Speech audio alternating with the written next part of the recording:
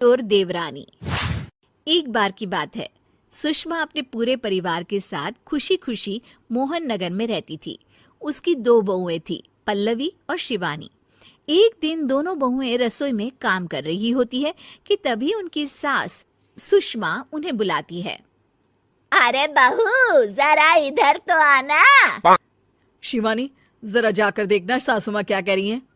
दीदी आप ही देख लो ना जाकर, आपको भी तो सुनाई दे रहा है।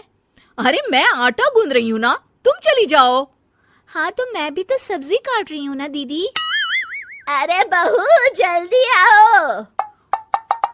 ओह, ये तो जाएगी नहीं, मैं ही जाकर देखती हूँ कि क्या करना है। पल्लवी सुषमा के कमरे में जाती है। जी मम्मी जी, क्या हुआ? शाम को घर पर कुछ मेहमान आने वाले हैं, तो तुम अच्छा सा खाना बना लेना बहू। ठीक है मम्मी जी, आप बता दीजिए क्या क्या बनाना है और कितने लोग आ रहे हैं। सुनील की मौसी जी और उनका पूरा परिवार आ रहा है। कुल मिलाकर 3 लोग और हमें मिलाकर हुए 9 लोग। तो अभी से ही तैयारी करना शुरू कर दो। और हाँ, घर की सफाई भी कर देना, हाँ अच्छे से। जी मम्मी जी, सब काम हो जाएगा, आप चिंता मत कीजिए। पल्लवी शिवानी को घर में मेहमान आने वाले हैं इसके बारे में बताती है। क्या 9 लोगों का खाना बनाना होगा, घर की सफाई करनी है? बाप रे, सासू माँ ने तो हमें घर की नौकरानी ही समझ कर रखा है। ऐसा नहीं बोलते शिवानी, हम इस घर की बहू हैं और घर के काम करना हमारा फर्ज है। दीदी तो है ही सासू माँ की चमची, जब देखो सासू माँ सासू माँ। मैं तो इतना सारा काम नहीं करने वाली। शिवानी कपड़े लेकर गमला साफ कर रही होती है और चक्कर आने का नाटक करने लगती है।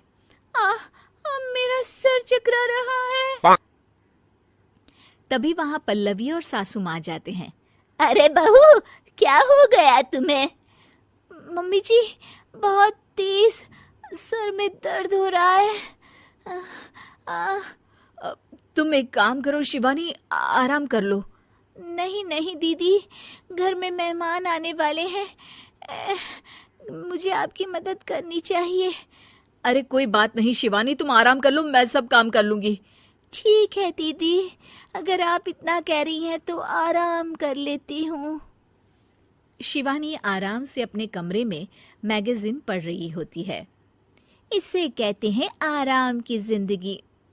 इतना सारा काम। चलो सारा काम खत्म हो गया, शिवानी को देख आती हूँ। शिवानी अपने कमरे में ईयरफोन में गाने सुनते सुनते सो जाती है और उसके साइड में मैगजीन भी रखी होती है। पल्लवी वहां आ जाती है और वो सब देखती है। ओहो, तो मतलब सब काम चोरी का बहाना था। अभी बताती हूँ इसको। घर का सारा काम मुझे करना पड़ा और ये महारानी यहाँ मैगजीन पढ़ रही है, गाने सुन रही है। पल्लवी रसोई से एक प्लेट और चम्मच लेकर आती है और शिवानी को थाली बजाकर उठाने लगती है। शिवानी अचानक से उठती है। उठ गई महारानी, गाने भी सुन लिए, मैगजीन भी पढ़ ली। तुम तो बहुत बड़ी झूठी निकली शिवानी। तुमने सर दर्द का बहाना बनाया ताकि काम करने से बच सको। हाँ बनाया बहाना, तो क्या करती, इतने सारे काम करती। मुझे कोई शौक नहीं है चापलूसी का। क्या चापलूसी? तुम्हें लगता है कि मैं सारे काम चापलूसी के लिए कर रही हूँ? नहीं तो क्या। तभी वहां सासू माँ आ जाती हैं। अरे बहू, वो लोग बस आने ही वाले हैं, तुम तैयारियां कर लो। जी सासू माँ, तुझे तो मैं बाद में देखती हूँ। सब खाना खाने बैठते हैं और खाना शुरू करते हैं। तभी सुनील की मौसी बोलती है। वाह भाई वाह, खाना तो बहुत ही अच्छा बना है सुषमा जी, एक एक चीज में क्या स्वाद है। ये सुनकर शिवानी मुंह बना लेती है। उसे अपनी जेठानी की इतनी तारीफ रास नहीं आती। आपकी बहुएं तो बहुत ही अच्छा खाना बनाती हैं। हाँ बनाती तो दोनों ही अच्छा है, पर आज ना ये सारा खाना बड़ी बहू ने बनाया है। छोटी बहू की तबीयत ठीक नहीं थी, सो इसलिए। मानना पड़ेगा सुषमा जी, आपकी बड़ी बहू तो बहुत ही गुणवान है। पल्लवी की तारीफ सुनकर शिवानी को जलन होती है। पल्लवी ये सुनकर खुश हो जाती है और शिवानी की तरफ देखकर उसे चिढ़ाती है। कुछ देर बाद मेहमानों के जाने का वक्त हो जाता है। मौसी जी सबके लिए उपहार लाई होती है। वो सबको शगुन के पैसे देती हैं और अंत में पल्लवी के पास आती है।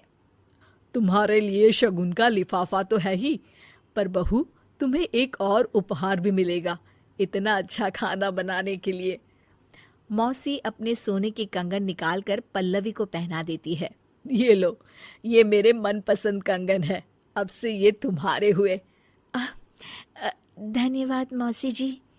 ये देखकर शिवानी तो पूरी तरह से जल जाती है और गुस्से से रसोई में चली जाती है। तभी वहां पल्लवी आ जाती है और उसे अपने कंगन दिखाने लगती है। देवरानी जी, अब आपका सर दर्द ठीक तो है ना? मुझे लगता है कि अब सर दर्द शुरू हो गया होगा आपका।